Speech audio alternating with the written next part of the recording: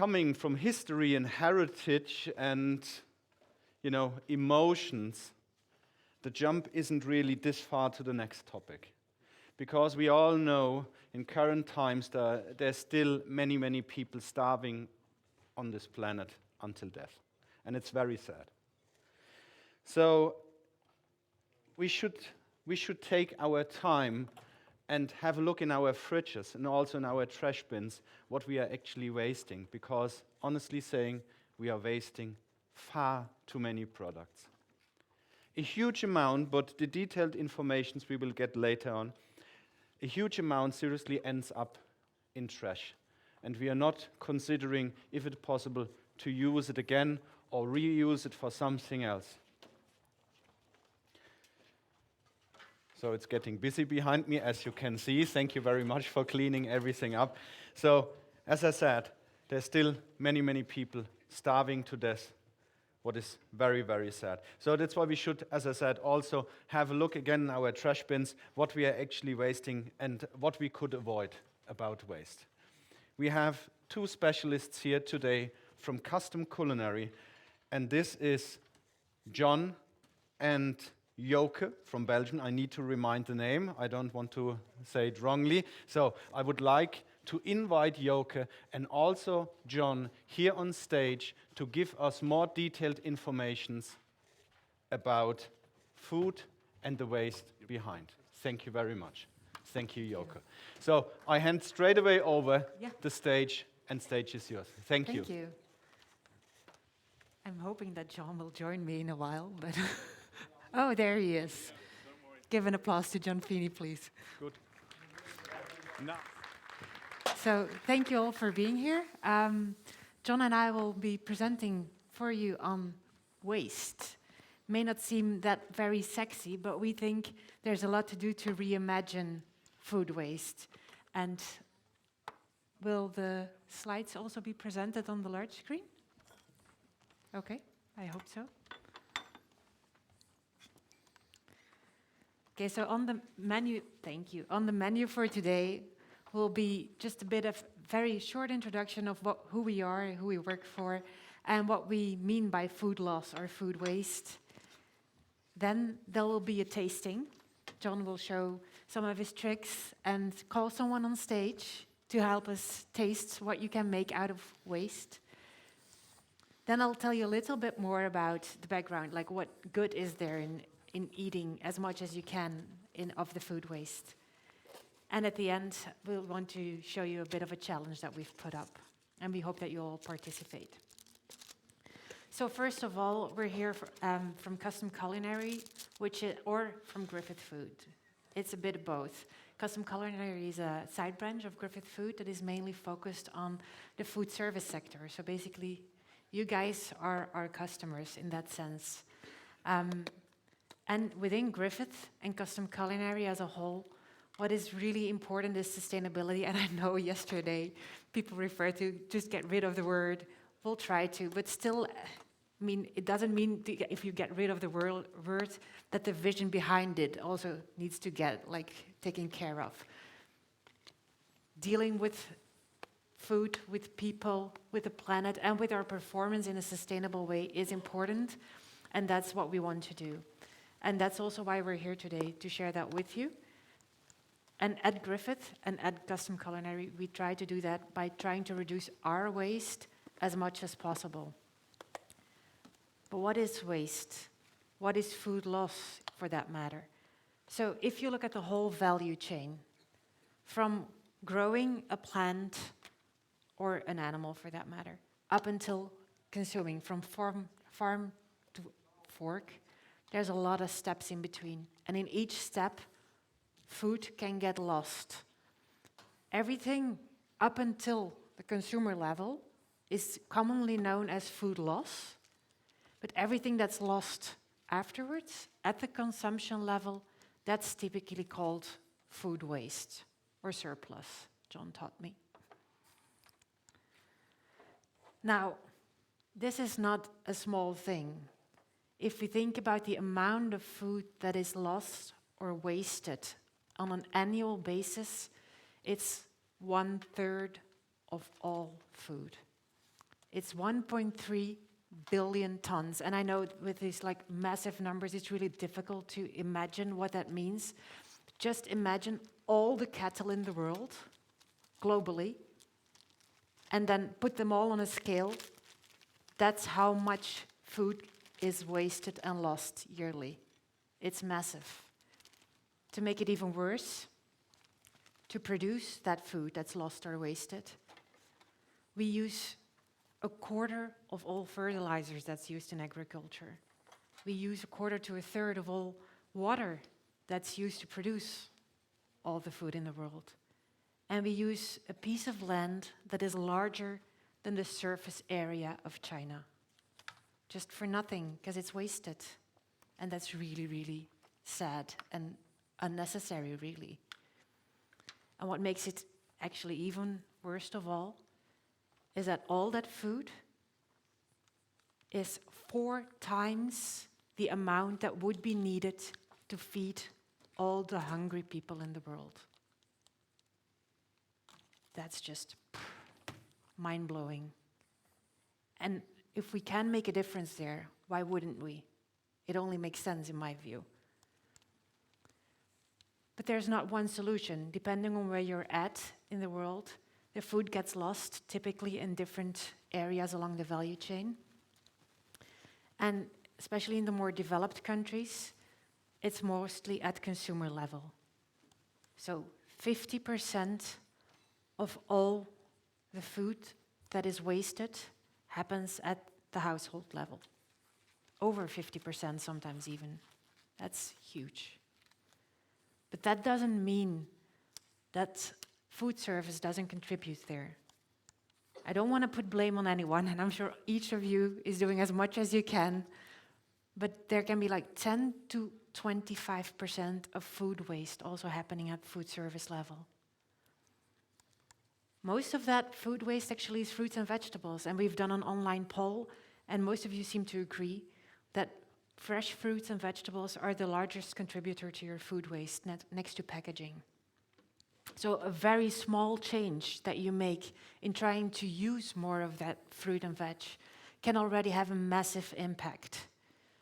You can use more of the plant than you commonly would, or you can use those ugly vegetables that people talk about. They're not only just as delicious, but they can be even much more funny to serve on your plate. But what actually is the biggest cause is that very often in fruits and vegetables, we only use a very small part of the plant. So if you look at those cabbages, the cabbage head that is actually used in a kitchen, it's just tiny in comparison to the whole plant. The same for a carrot, a beet, or oranges. Think about oranges. That like they sell these oranges that you can press and make your own juice at in supermarkets. The waste that is generated there is massive. And then there's also unripe bananas, for example. People think that they're not good, that they're just thrown away. But that would be a shame. And John is now going to show you why that would be. Are you ready with the prep? Let's go for Excellent. So now John will take you to the tasting. I'm going to start with a sad note. It's quite fitting today that we're wearing black. Today in England, UK, the Queen is being laid to rest as we speak. So I just want to acknowledge Queen Elizabeth II for her great work for hospitality. That's my little piece. But on to the subject matter in hand, waste. So I take inspiration from a lot of people. I've got to shout out Doug at Silo and Volchek with his surplus food waste.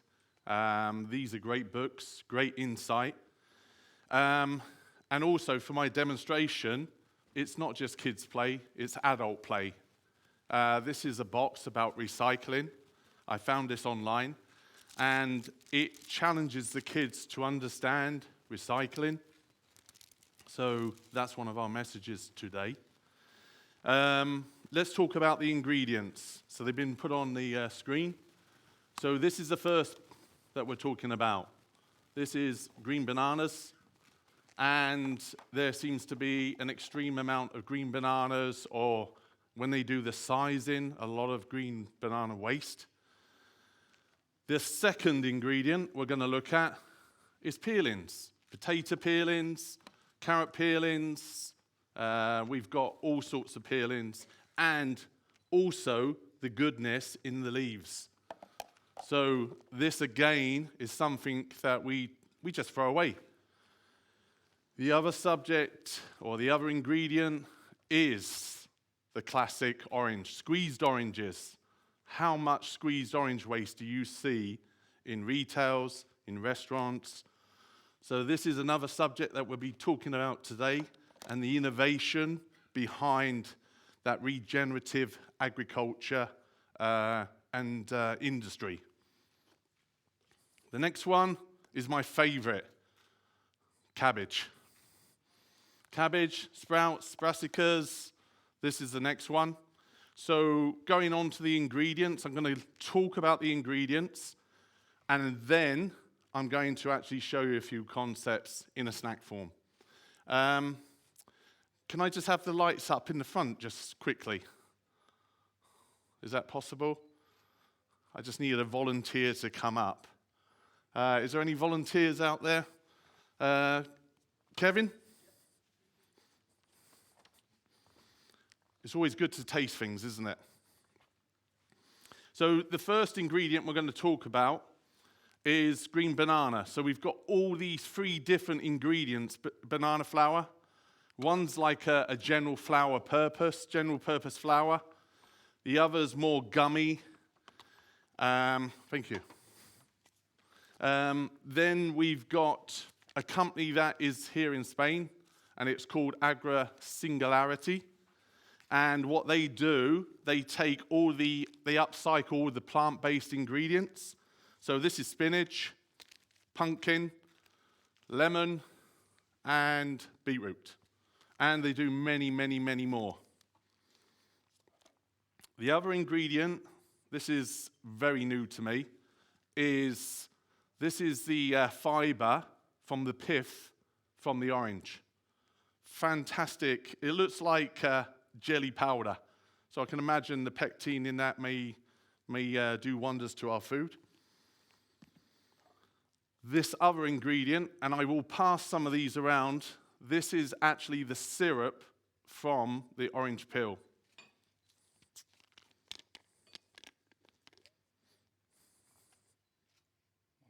Yeah. And then the next one, I've been doing a little bit of graffiti here. No waste. So this is the actual wax from the oranges. Yeah? So if I can pass that down to someone, because this is all about learning. Anyone want to take this? Can you pass it on, please? I just leave that there to pass on. I'll do it. So, what do you think of that, Kevin? Oh, intense. It's intense, but it's not edible, so don't lick it. The other one is, my favorite, is cabbage. Cabbage protein, cabbage fiber, and I've got 2 products. This is like crack. It's addictive, umami, delicious. I'm going to open that one up now. And then the next one is actually from this product. This is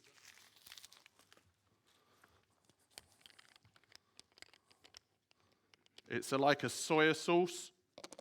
So look at the viscosity of this. This is cabbage. It's 60 bricks, and I just need a tasting spoon. I'll tell you what, we've got pipettes here. Kevin, would you mind just putting that on the side? What do you think? Wow. Not that cabbagey, but it really puts a really big flavour. It's got good acidity, quite sweet. Really good. Umami. Cool. So the next ingredient is the actual, so it's this syrup, and it's actually been dried. What I'll do after this presentation, I'll go to the Custom Culinary site where they're serving a lunch, and that'll give you an opportunity to taste some of these products and ingredients. What do you think of this one, Kevin? You'll love this one. It's the one that's like crack. This is the one that's like crack. It's addictive. Look, we're amongst friends. Try a little bit of that.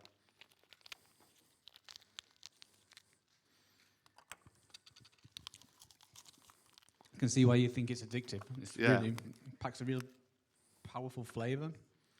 It's got a good tang to it as well. Yeah. It's really got a nice seasoning. Yeah, it's good. So what I've made out of these products is some snacks. So I've barbecued some cabbage leaves, and we've got a very famous man in this room. We've got a few famous people, ladies and gentlemen, but Pierre Kaufman. I've taken his potatoes. I've used the potato skin, and I've used the cabbage, and then I've used the syrup as something to glaze the actual cabbage, and then take the crisps, the potato chip-ins, and then that is my little snack. So that's the first one. I'll pass some of these around as well.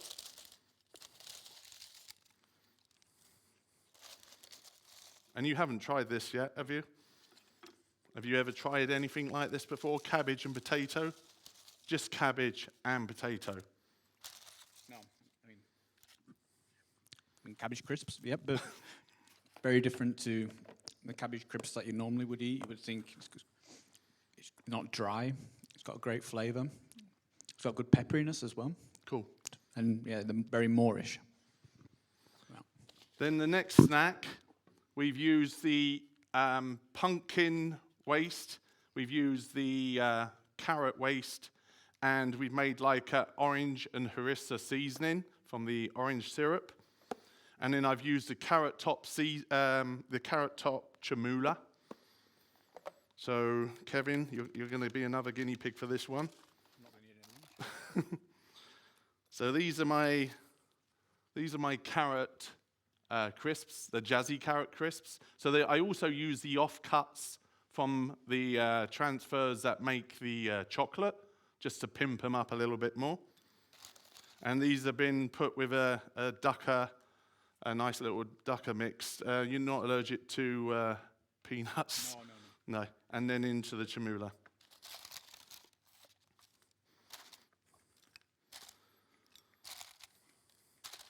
And then the final product that we've done,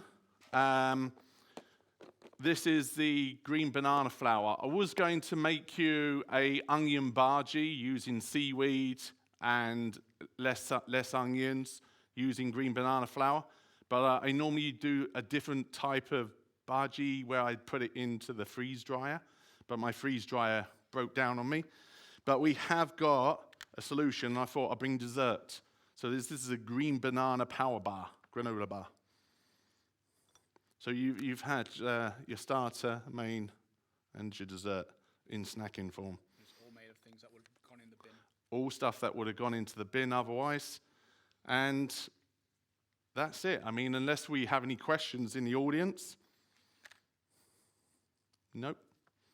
That's a good thing, but I can take this, all these ingredients to Custom Culinary stand and get you guys to come and taste them, especially the actual 60 brick, treacle, what do you want to call it, veg jus, Like a molasses, it tastes of soya. So yes, these guys all came out of this waste. Or, as we should say, surplus. Okay?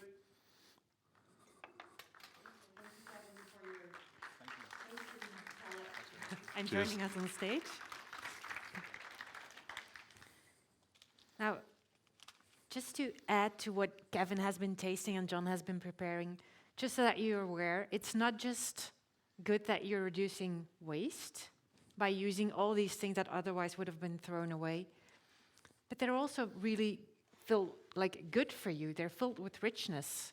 The cabbage leaves, for example, the outer cabbage leaves that are used for the syrup, for the leaves themselves, for the fiber and for the protein. They're very rich in calcium and in potassium. They're rich in vitamins. And they contain all essential building blocks for proteins. If you often go to the gym, you know that certain amino acids are probably shouted out more than others. Well, the cabbage contains them all. And we work together with Naylor Nutrition, who provide us with these materials that we try to include as much as possible in our products that we generate. The green bananas, they're also super rich in potassium. I think most of you might have known that bananas are rich in potassium, but also they're also a source of magnesium and iron.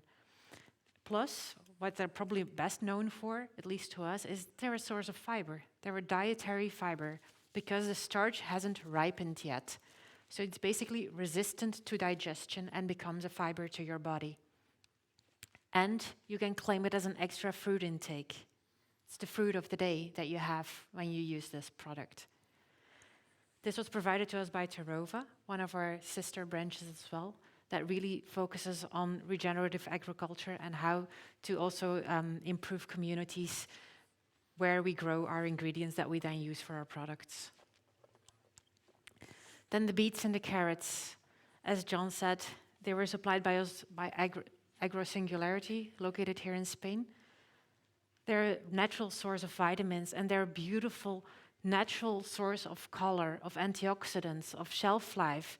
It's just naturally present in these products, so why would you let it go to waste? And then the orange peels. We got them from Peel Pioneers, and they try to use as much as possible from the orange peel, whether it's the color, the wax, the flavor, the aroma, the fiber, the protein, anything that's in there, they use. And it's present in masses because people don't usually use the peel of oranges, but they try to upcycle it and make it to good use to then resell it as an ingredient or as an end product. Now, these are just the small things to show you that the waste doesn't need to go to waste. So what can we do, all of us, together to try and reduce food waste as much as possible? At Griffith Foods and at Custom Culinary, we try to tackle it from 3 points of view. First of all, in what we buy, then in what we make, and then what we deliver or what we produce. What we buy, we try, as I already said, through Terova, we try to work together with smallholder farmers to use regenerative agriculture practices to create our ingredients in a sustainable way, to try and get to net zero supply chains.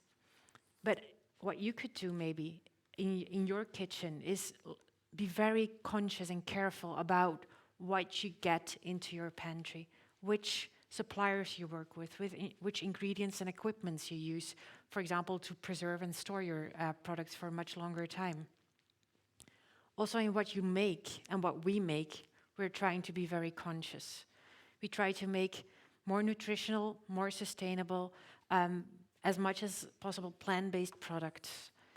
And what you might do is be a very conscious use of the whole plant in your kitchen. Try to train your staff as much as possible. Try to use the proper storage and storage equipment and ingredients. And in what you serve, we try to focus part of our business, at least, on serving the underserved. Could be the nutritionally underserved or the financially underserved.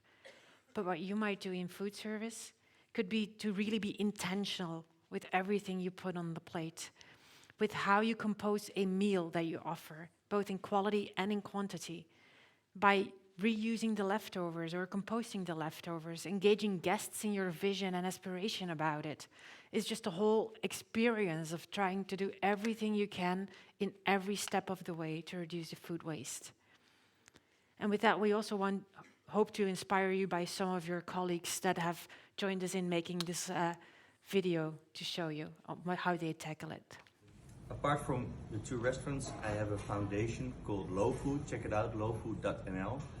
With that foundation, we are focusing on education of chefs. We organize symposiums for networking, and we do research. And the researchers are always to come with solutions for problems in the world of food.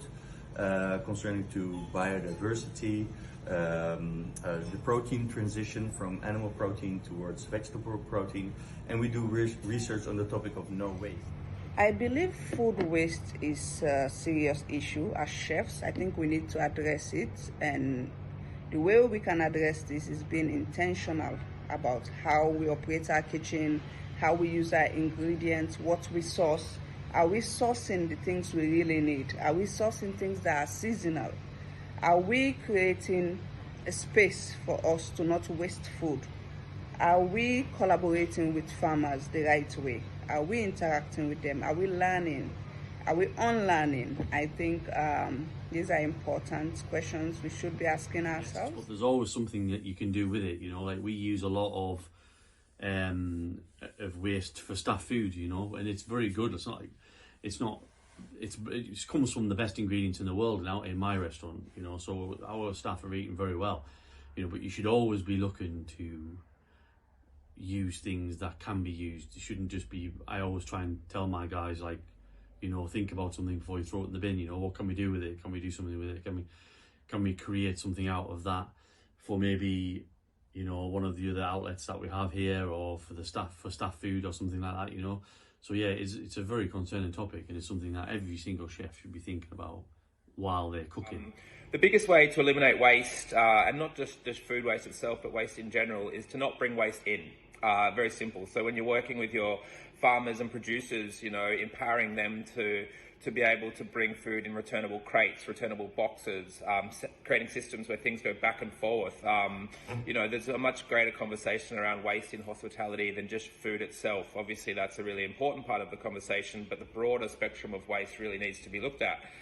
So doing things like not using Cryovac bags is a huge one, using microfiber cloths instead of Chuck's single-use cloths, you know, having back and forth container systems. Investing in good storage containers will minimise food waste hugely. Composting is another huge one, definitely to look at for food waste. But when it comes to food waste, you know, it's really often comes down to lack of imagination and lack of time, dedication to waste. You know, there's not a lot that you can't transform things into, and I think it's our obligation as chefs with a voice to be at the forefront. Grab this topic and see it as an opportunity, because it makes you creative if you're searching for solutions in the world of waste.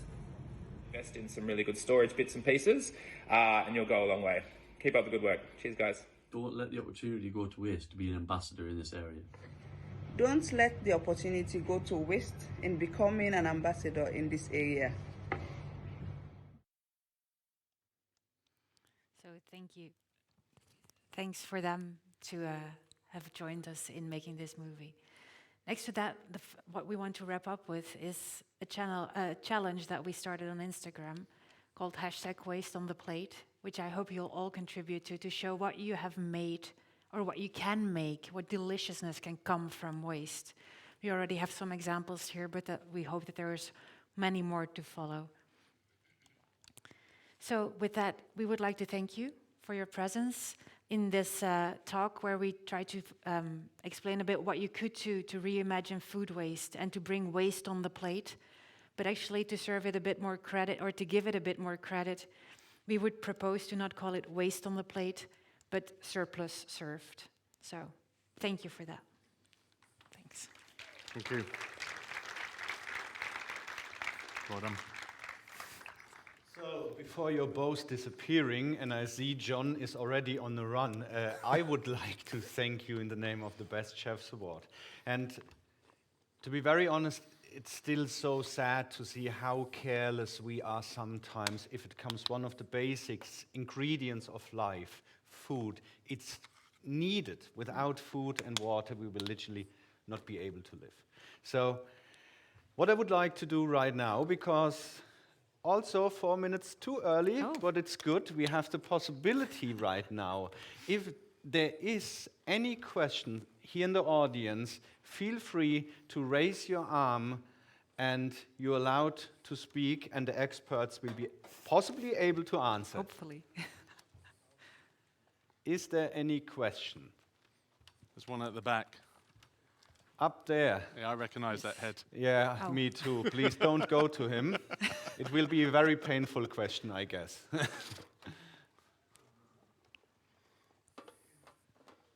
tell you one thing,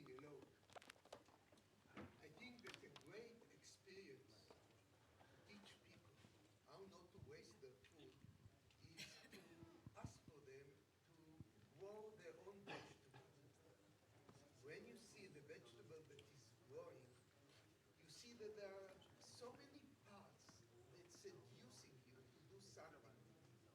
And if, for example, there's just one cucumber that is coming out from your garden, I'm sure that you will make a dish for 8 people from one cucumber. That's a great experience. That's true. It's, Thank you. it's funny, you showed me your large Yeah, size a massive courgette that zucchini came. courgette the other day, and she was gloating with what she cooked with this zucchini and all the dishes and the pride of holding that vegetable like a baby, yeah? So, yes, it is the true fact that we need to get closer to the farmers. And this is an interesting point because this farmer has taken the initiative to actually do the process, so it's all patented. But what his vision is rather than the waste even being sort of thrown on the ground, that he can now process it on the farm. So, I mean, you must try this product. Like I said, I'll give some, I'll let you taste it at the custom culinary stand, but it is wonderful to think that is just cabbage, yes? I didn't think I'd ever hear myself say that cabbage tastes so delicious. Actually, thank you very much, John, for the answer, and also thank you for the question. You know, what I always keep telling myself, sometimes it's worth to turn around and look backwards, because our grandparents actually did know how to use food better than we currently do, because in the past there were not really so much to waste. So sometimes the future lies within the past. That's so nice, yeah. it is, as I said, worth to turn around sometimes. And thank you very much for your question or your remark. Do we still Martin. have the question of the gentleman? Yes, please. Okay. Hi. Thanks a lot. I'm really looking forward to taste it. So I really would like to have the experience on my tongue. My question is, how does Custom Culinary support this now in a better way? So do you plan to organize all cabbage from Spain in one fabric to support this more? Or how can you support the local ones who decide, like, these are little patterns from the world, so how do you get more in that it's not only here one tasting for a few people here, but how to serve everyone in Spain, for example, or Europe, or even further? Shall I answer this? Yeah, I mean, go ahead. there's a lot of new ingredients here, so they're in there it's very creative, it's very innovative, it's very new. So we are trying to get ahead of the curve and be able to introduce these into our portfolio or work with them or create sauces, or like you saw the dry formula, can we use this as an umami powder from on our doorsteps rather than getting something all the way over in Asia. So this is at that explore stage. It's very, very new, it's in its infancy. But the reason why we're talking about it, because the more people that know it, then it has a snowball effect. Lovely. And I'm looking forward for the crack. I'm stretching now the time. Sorry to everybody, but there's one question I think it shouldn't be ignored. So, Binta. Where's... Did she step out? The rising star of last year. I'm curious about this because yesterday we had this long conference and we were talking about hunger. How come there's hunger when also food is being wasted? What is it that we are not doing right? Well, it's not something we can. Basically, the food is not divided properly. That's the main big answer. Some places have way too much, and then some places have way too little. But overall, there's more than enough food in this planet. We won't, as has been said a couple of times, we won't need another planet. There's plenty of food on this planet. We just need to distribute it more equally, and ensure that the people that need access have access to the right things.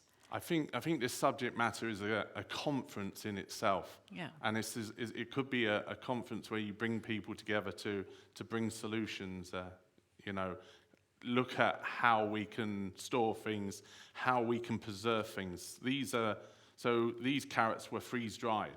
So rather than actually, this was what was left from when I made my mix, I was like, so I freeze-dry these down. So I think also the technology behind the kitchens, behind the suppliers, needs to be re-looked at. And I think, especially for the nutritional values as well, I think we can give better food in the future if we were clever on how we preserve it, how we distribute it. It's a big subject matter, and I can't believe how little I know on this subject, although I'm standing up on stage talking about it. And next to that, I think it's also just being aware of what is edible and what isn't. There's so many local products that are edible. There are actually very few plants that are toxic. Most of them are at least in part edible. And from all the edibles that we know, there's only very few parts that you shouldn't be eating. So it's also about trying to educate yourself on local products, what they are, what they can offer, which source of fiber or vitamin or minerals they are. So just try and get to know what's in your garden or in the landscape that you've been brought up with. I think there's a lot of surprises there that could maybe inspire your creativity to make something with it. And also, we haven't talked about the sea. I mean, there's lots of, seaweed is, for me, a fantastic product, and I did want to use it, although I got let down on a supplier and my freeze dryer. But again, another subject for another day. But at least we're talking about it, and maybe, like Joka said, if I can challenge you to actually post one of your dishes just to get the momentum, because these couple of days together are great, but we come together to learn, share, and evolve. And that's the purpose of this demonstration. Actually, jumping on the subject of sea, in the next couple of hours, we will jump on this one especially. Yeah. I think, and this is just my subjective opinion as the moderator, we have to realize we are equal. Everybody deserves food. And sometimes greed has to step back a little bit. This is just my own keynote I would like to add right now here. So, John, Joka said it. Very well. Thank you very much to be here. Thank you very much to explain us what's going on in our trash bin and what could be possibly a partly solution. Thank you very much. Okay. Thank you. Enjoy Thank your you, lunch, everyone. Thank you. Bye.